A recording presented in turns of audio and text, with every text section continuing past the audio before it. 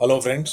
So today we'll be going to see the demonstration on reservation roster in HRMS module.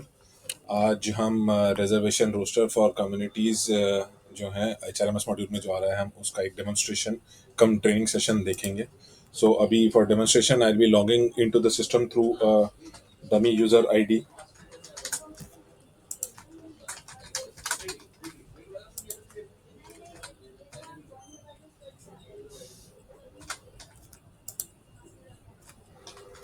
सो ये एक dealing clerk है, cadre dealing clerk को हमने option दिया है रिजर्वेशन रोस्टर बनाने का. So the option for reservation roster will be given to cadre dealing clerk. The person has to have the role of cadre dealing clerk. These are the links that will be made visible in the cadre management module.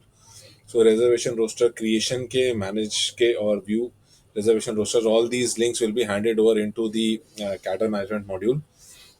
Since all the rosters are being created afresh, the user has to click on the link create new roster. तो this interface will open up. आप create new reservation roster click करेंगे तो आपका एक interface खुल जाएगा. यहाँ पर जिस भी डिपार्टमेंट और cadre ID cadre level ID का आप रोस्टर क्रिएट करना चाह रहे हैं, you have to make the appropriate selection.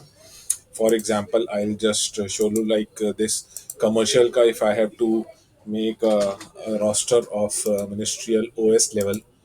So what one thing that we have done is that before making any reservation roster for every intake type, if there is a percentage distribution between multiple intake type, system will take the total posts which are existing in the system as per the final pinpointing done by the user in BOS. So for this unit there were 16 posts for OS in ministerial cadre of commercial. So system is showing that there are total 16 posts, and since for OS level the percentage distribution is 80% and 20% for PQ and LDC, it is system by default is showing that if we apply 80% 20%, we are getting 12 and 3, we are ignoring the rounding off.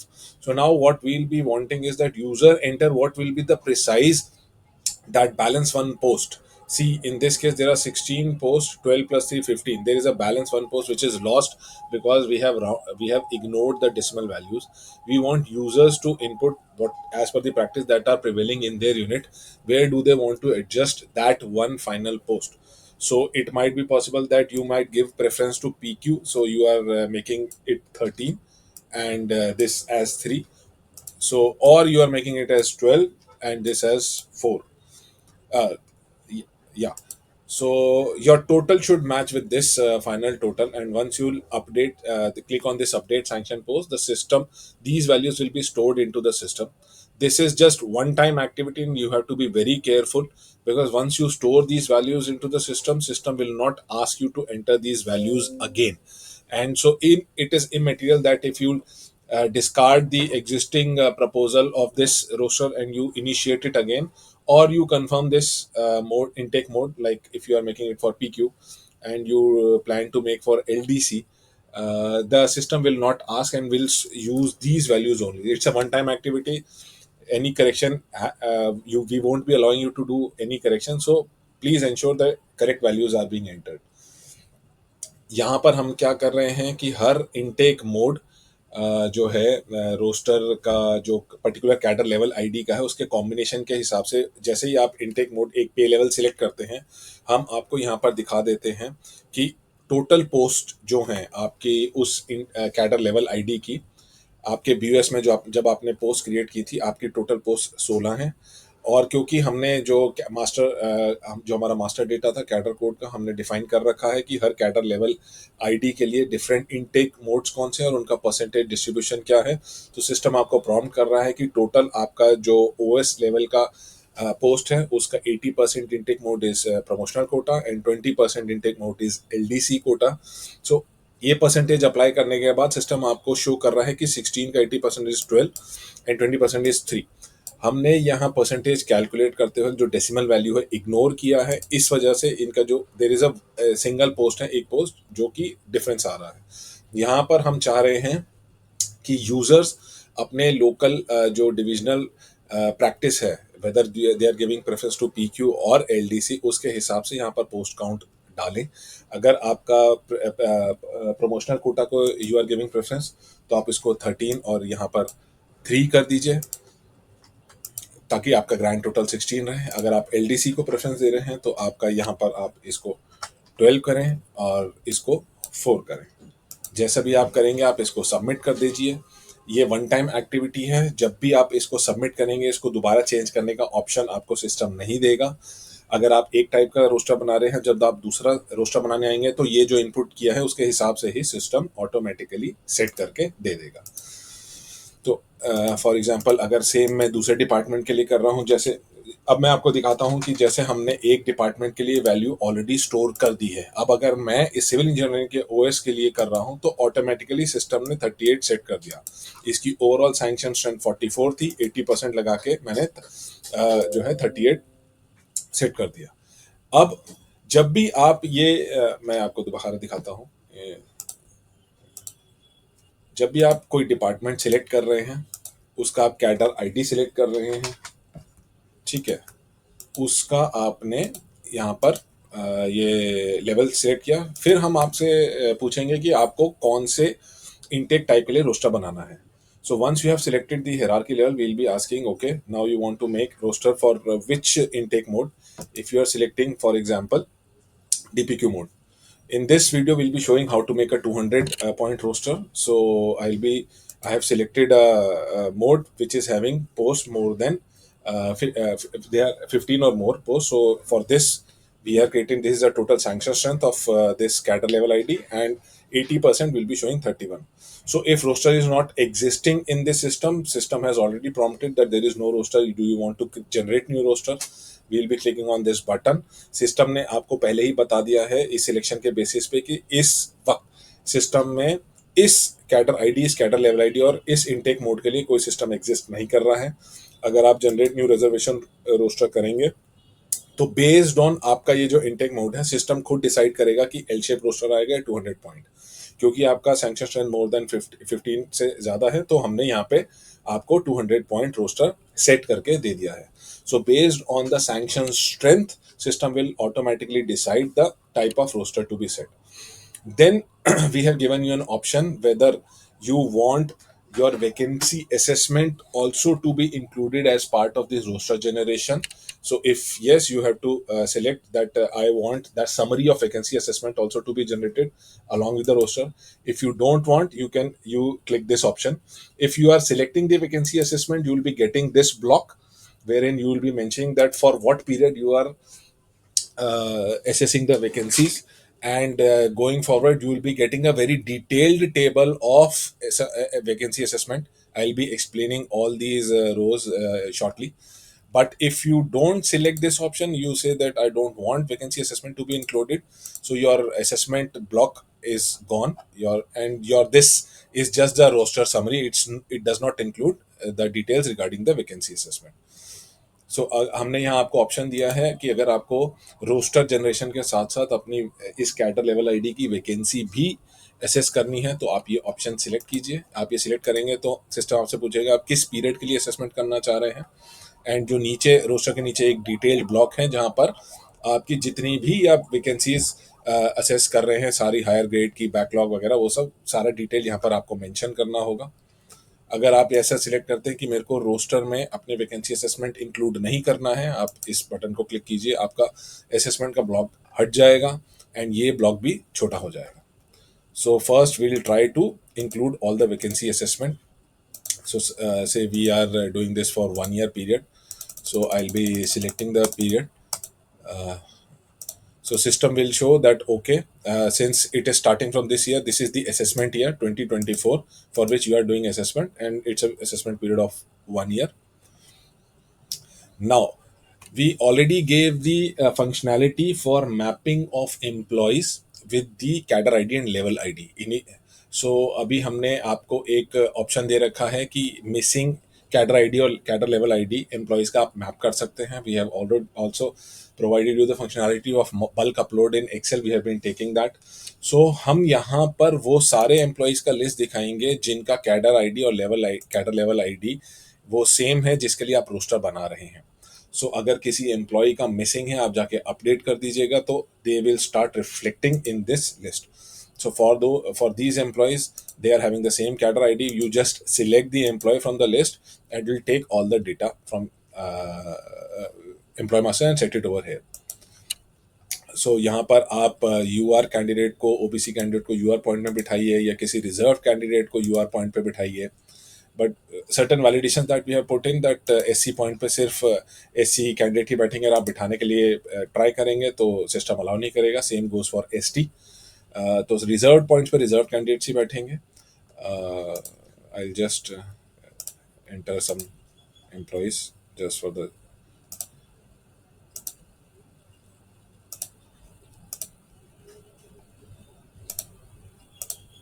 C1ST.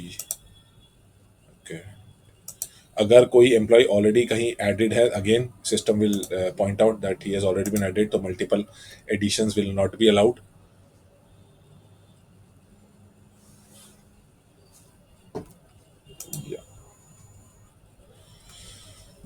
So for the time being, we'll add just these employees. I'll explain the details that we are capturing. So once you have added one employee in the system, these are the serial numbers. System will set only those number of rows which are existing as the cadre strength for this type of roster. For example, here the value is 31, so as you can see only 31 rows has been added. So system आपको सिर्फ उतनी ही रोज बना के देगा जितना कि आपका sanction strength है. यहाँ पर क्योंकि 31 है तो 31 रोज हैं. जो रिजर्व्ड पॉइंट्स है, ये जैसा कि रेलवे बोर्ड का फॉर्मेट है सर्कुलेटेड, हर पॉइंट किस कम्युनिटी के लिए रिजर्व्ड है वो सिस्टम ऑटोमेटिकली उस फॉर्मेट के हिसाब से सेट करके देगा. जैसे 4th पॉइंट एससी के लिए है, 8 पॉइंट एसटी के लिए, 12th एससी के लिए है, and so and so fourth. तो उसके हिसाब से ये है. ये ऑक्यूपेंट सीरियल नंबर हमने बाय डिफॉल्ट 1 कर रखा है. सो ये जिस दिन से हम रोस्टर, आज फॉर एग्जांपल आज की डेट से मैं रोस्टर क्रिएट करने जा रहा हूँ, तो we are not asking you to enter the legacy data. As on date जो आपका रोस्टर पे पॉइंट नंबर 1 पे बैठा है, फॉर एग्जांपल ये अगर एम्प्लॉय बैठा है तो आप इसकी एंट्री कर दीजिए, तो ही becomes occupant number 1. Going forward जैसे जैसे आपके रोस्टर अपडेट होते जाएंगे, जब अगर ये एम्प्लॉय टी श्रीनिवास जी कल को ये बिकॉज ऑफ रिटायरमेंट और ट्रांसफर अगर ये पॉइंट वेकेट कर देते हैं और कोई और आके इस पॉइंट पे एडजस्ट हो जाता है, then he becomes occupant number 2.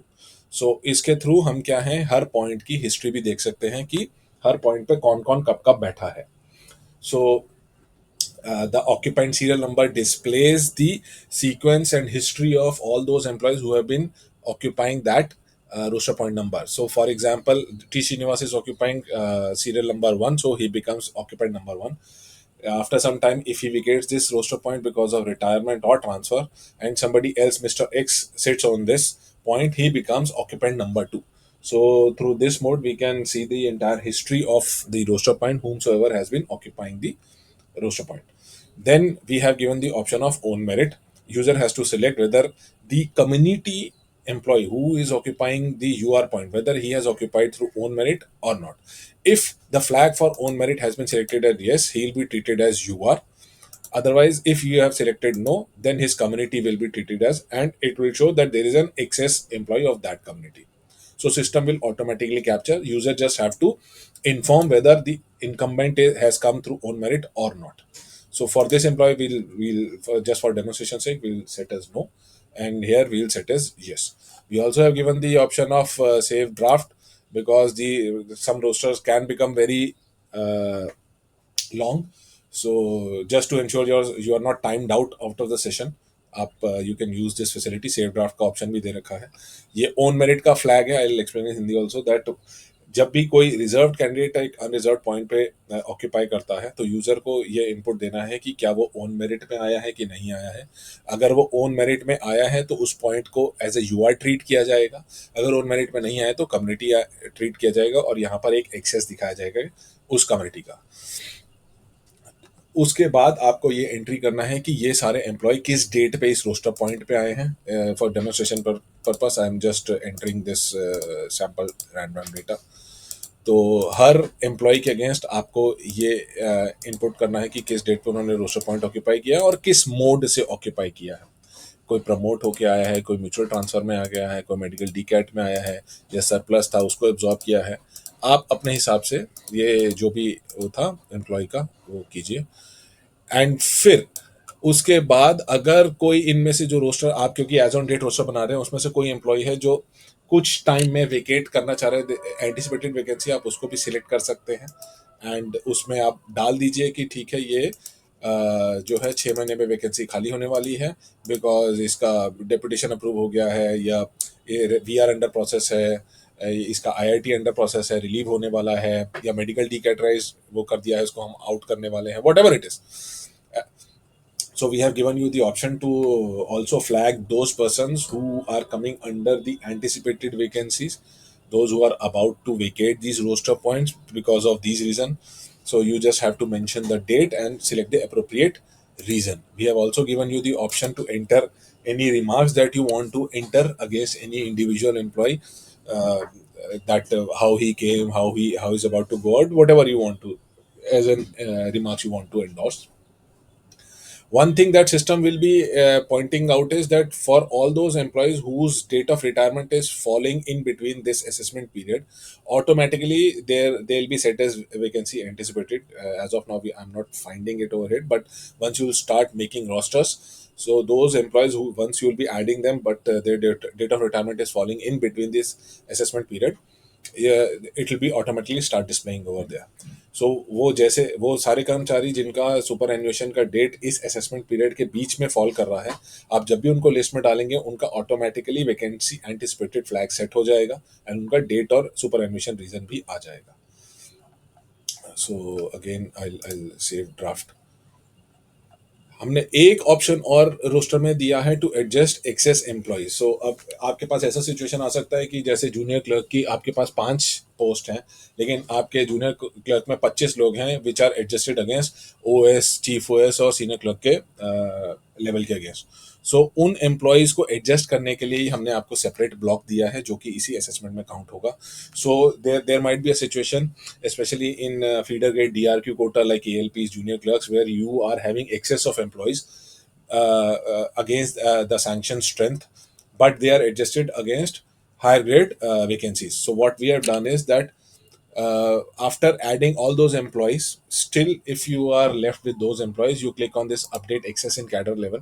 So for all those employees whose cadre ID and level ID is same as that of this roster, they will be displayed over this in this list.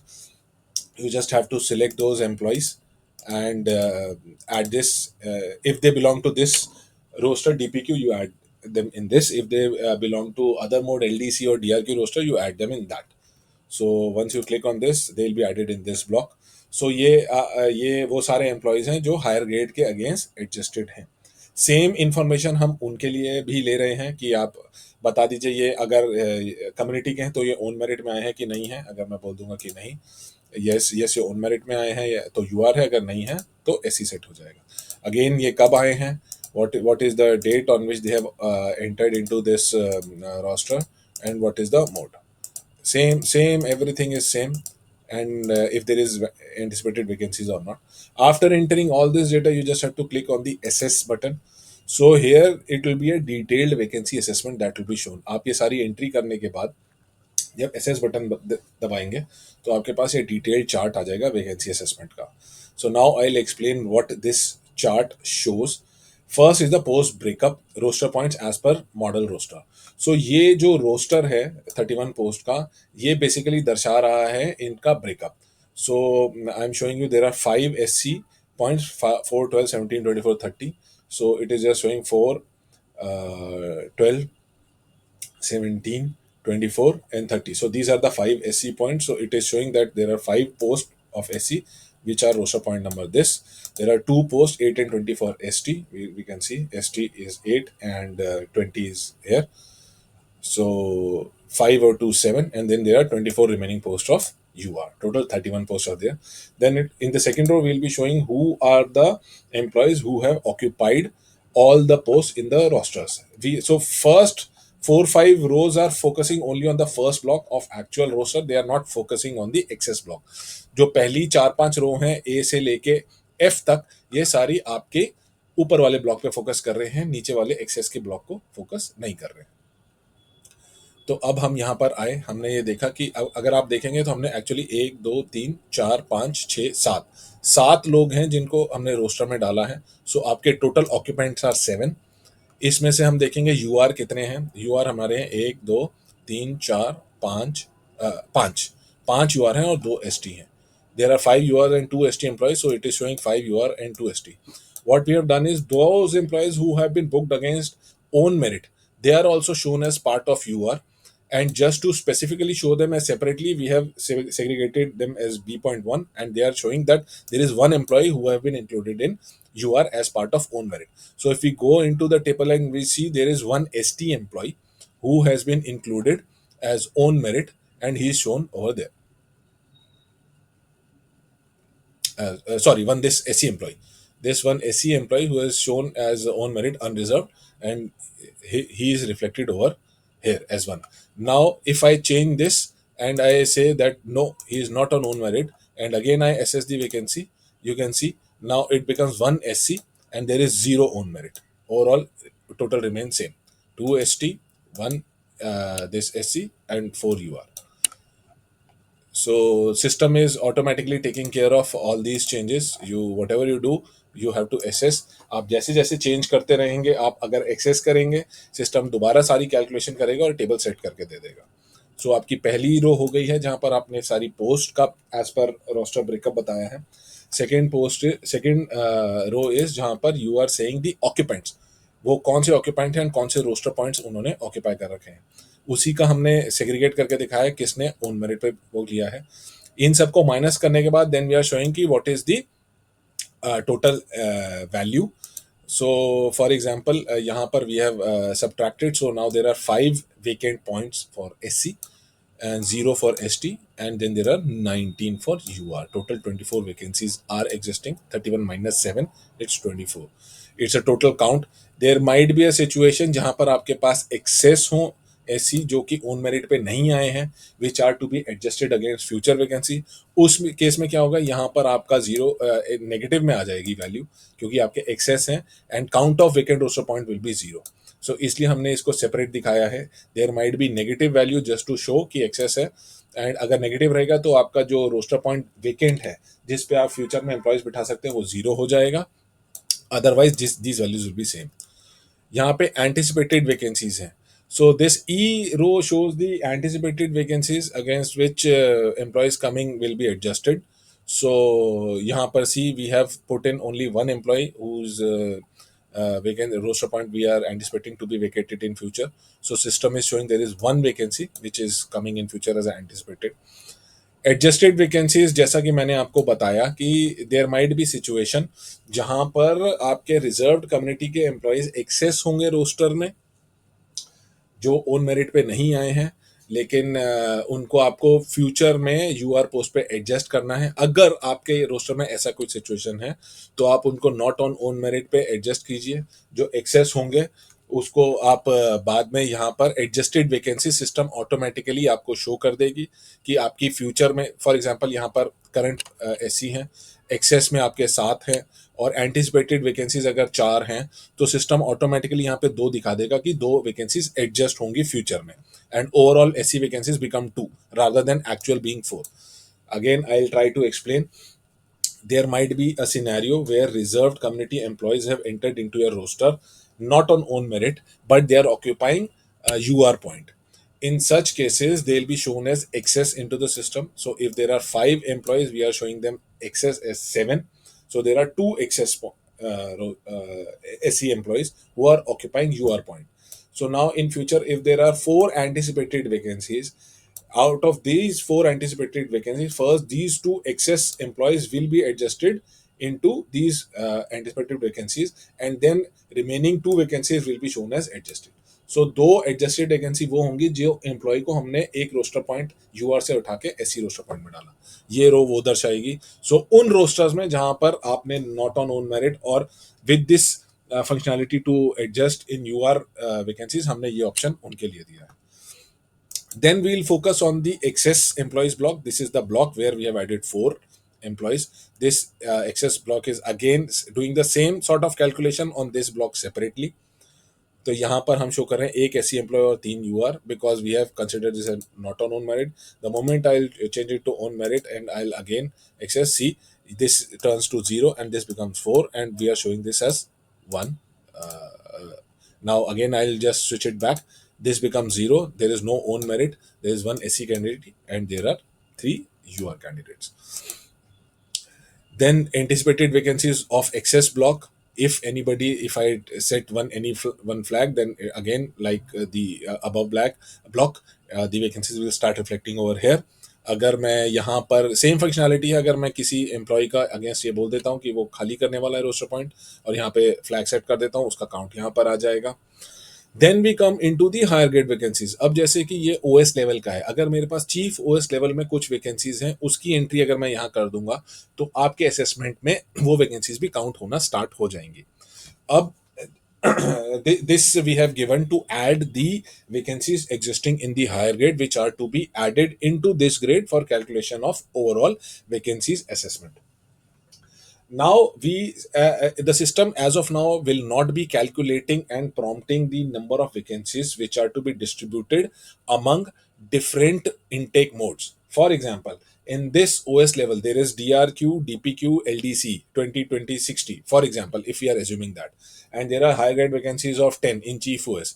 System is not prompting that 2 will be LDC, 2 will be DRQ and 6 will be PRQ. This is where we want our dealing clerks to go through as per their existing practices, they calculate the higher grade vacancies which are applicable to every intake mode, and after calculating they are doing their community breakup, which are the SC points, which are the ST points, and enter into the system over this column.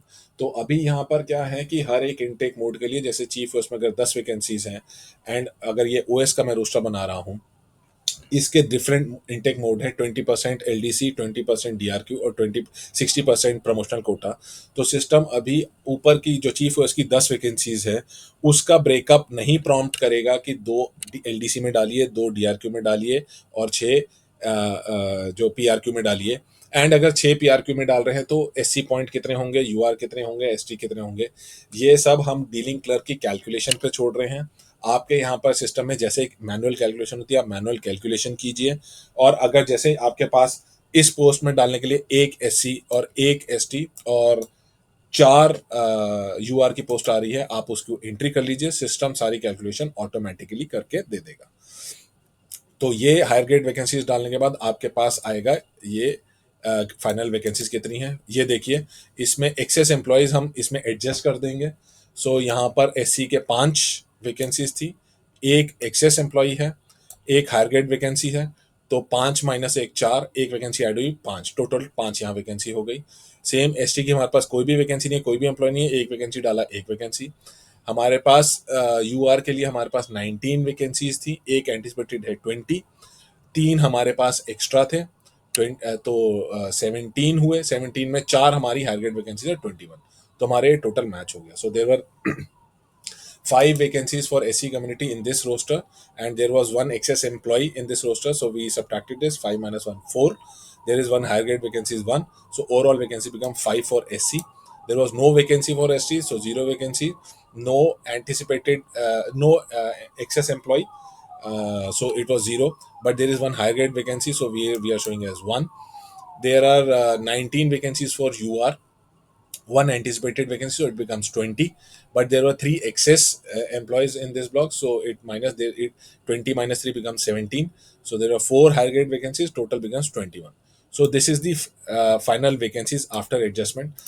Then we have given the option of entering block vacancies. There might be instances that because of court cases or some employee who is already in previous panel which needs to be promoted or any other reason you need to block any particular vacancy.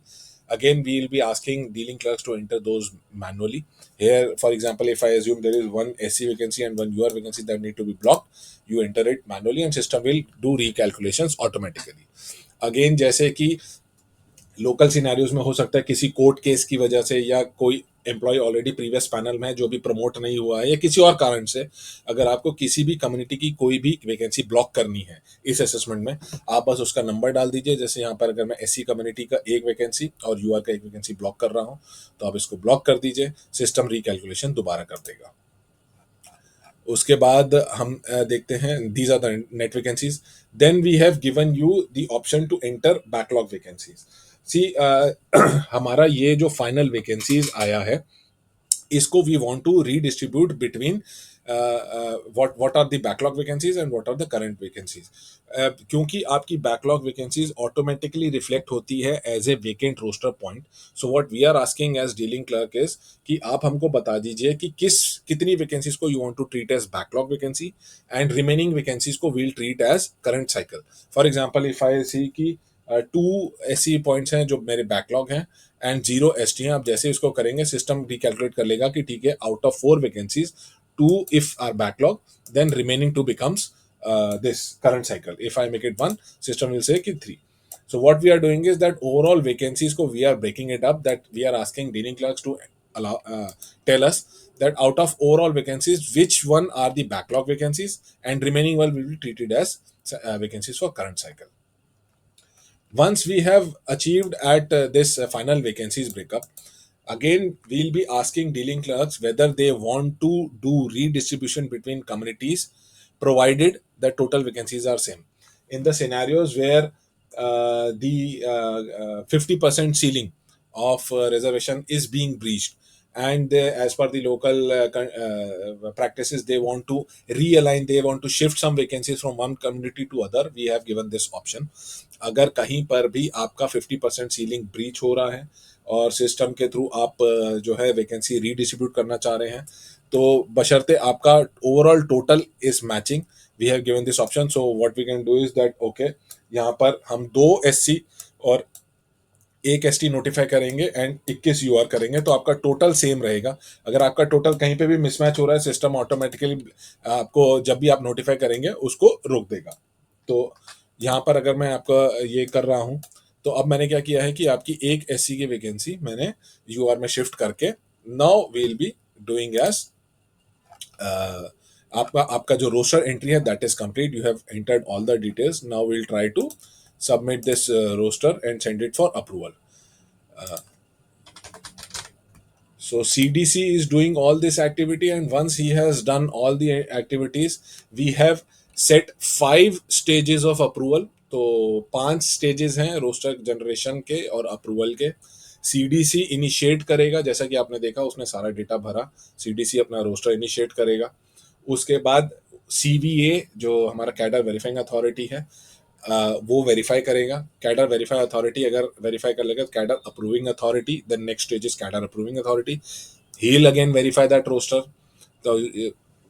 तो आपके dealing clerk ने किया, your सीवीए chief OS ने आप उसको verify किया, then he will be putting up to CEA, that is your APO, APO उसको verify करेगा। Then there is the role of reservation cell verifying authority. तो अगर आपके यहाँ पर रिजर्वेशन सेल है, वहाँ पर कोई चीफ ओएस है या उसका कोई इंस्पेक्टर है, वो उसको वेरीफाई करेगा। उसके बाद then there is reservation cell approving authority, वो उसको वेरीफाई करेगा, and then final is liaison officer who will be signing. At every stage we will be taking the signature of the authority for this on the roster PDF. तो अब जैसे dealing clerk ने सीवीए को भेज दिया, आपको role change करना है, आप सीवीए के रोल में जाएंगे तो आप ये देख सकते हैं मेरे पास ये रोस्टर आया है। आप the moment you will open it up, you can see the PDF how it is being generated. I'll just show how is the PDF for that roster being generated. So there are basic details that are being shown that this is the roster of Secunderabad division, it is a roster ID, ये version है इस department का, इस ministerial का, ये hierarchy layer OS level का हम बना रहे हैं। This is the DPQ, total sanction strength कितना है पूरे कैडर का और इस इनटेक टाइप का कितना है based on this percentage, assessment period क्या है, एंड यहाँ पर उन सारी अथॉरिटीज का जिसके थ्रू जाएगा सबके डीएससी हम रिकॉर्ड करते जाएंगे। ये रोस्टर जो आपने बनाया है वो सारी डिटेल्स इसमें आई हैं, जो आपने असेसमेंट पीरियड असेसमेंट डिटेल्स आनी है वो सारी इसमें आई हैं। So this is the PDF of the roster that will be generated, you can see. Nobody has the option to edit this proposal. If anybody is having any question, they can just enter the remarks and return it back to CDC. Only CDC will be making the changes. CDC के अलावा और इस कोई इस roster को change नहीं कर सकता, एडिट नहीं कर सकता.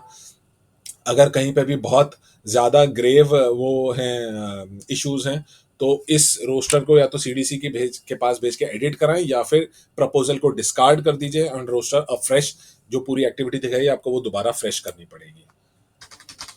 यहाँ पर अब सीडीसी के पास अब जैसे ही सीवीए अपना सबमिट करेगा तो सिस्टम उसको बोलेगा कि आप इसको डिजिटली साइन कीजिए. तो हम इसको डिजिटली साइन करते हैं. तो आपका जब ये पीडीएफ जनरेट हो जाएगा, यहाँ पे यू कैन सी कि आपका एक लेवल का पीडीएफ साइन हो गया है. आपके सीवीए ने your chief has verified this roster and he sent it to CEA. Now we'll log into the role of CEA. You can see it has reached CEA. Again, same option. He can view the PDF. Okay, that it has been signed by my chief OS. His details will be over there. He can see the proposal that okay, what actually is the roster. Then it will be shown over here. What CDC has prepared the roster. Details will be shown. Same exercise. Once he signs, then he will be sending it to roster cell, reservation cell verifying authority, RCB. Once it is done, first he has to sign the roster. एक बार दोबारा ये same exercise वो sign करेंगे, तो जो आपके cadre approving authority APO का signature यहाँ पर मैप हो जाएगा एंड रोस्टर ऑटोमेटिकली आरसीबी को पुश हो जाएगा. अब अगर आरसीबी के से उसमें जाके देखेंगे टास्क फ्लो में, again same exercise, I am verifying, I am submitting. So my system will ask me to do the DSC. I'm signing the document, and it will show over here that okay, these three have been signed.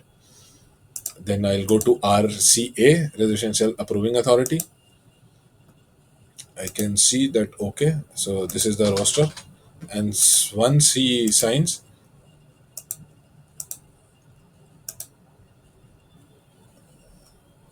तो अब reservation cell के signature के बाद now सिर्फ liaison officer का बचा है. आप लाइजन ऑफिसर के पास जाइए, लाइजन ऑफिसर को सिलेक्ट कीजिए, उसके उसमें आप देखेंगे कि ये फाइनल उसके पास रोस्टर पड़ा है. मैं सबमिट करता हूँ. तो